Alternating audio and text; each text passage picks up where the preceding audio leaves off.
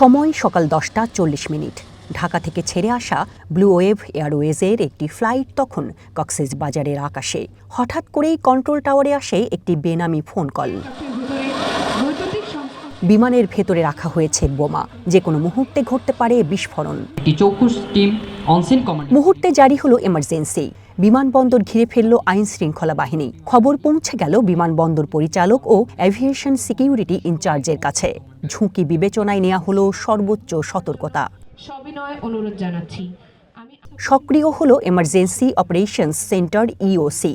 একসঙ্গে মাঠে নামল বিমান বাহিনী, সেনাবাহিনী, র্যাব, পুলিশ, ফায়ার সার্ভিস ও মেডিকেল টিম। প্রতিটি সেকেন্ড, প্রতিটি সিদ্ধান্ত জীবন বাঁচানোর লড়াই।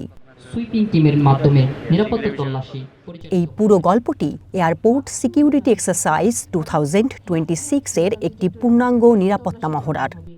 অনসিন কমান্ডারের নির্দেশে শরীরের আইকাওয়ের নির্দেশে কক্সবাজার বিমানবন্দরে এর আয়োজন করে বেবিচক কর্তৃপক্ষ জানায়, হাইজ্যাক, বোমা হামলা সহ যে কোনো বড় হুমকিতে কতটা প্রস্তুত কক্সবাজার বিমানবন্দর তা জানতেই মূলত এই আয়োজন। একটা এয়ারক্রাফটে টেক অফ করার পরে কোনো একটা জায়গা থেকে যখন আমাদের এখানে এসে ল্যান্ড করবে তার আগে আগে আমরা একটা বোম থ্রেট পাই, এবং এই বোম থ্রেট পাওয়ার পরে কিভাবে একটি এয়ারপোর্ট তাদের এমার্জেন্সি প্রসিডিওরটাকে অ্যাক্টিভেট করে।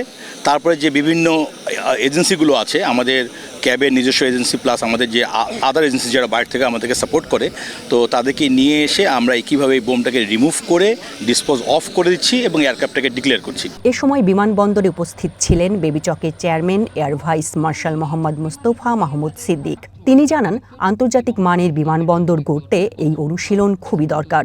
এই মহড়া আমাদের নিরাপত্তা কর্মীদের দক্ষতা বৃদ্ধির পাশাপাশি বিদ্যমান নিরাপত্তা পরিকল্পনার কোনো ঘাটতি থাকলে তা চিহ্নিত করতে সহায়তা করে।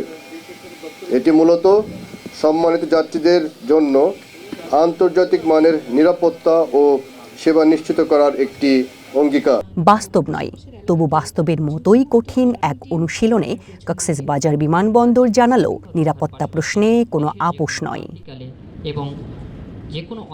চন্দনা বিশ্বাস, ওয়ান ন্যাশনাল ডেস্ক। দায়িত্ব পালন করবেন 12:30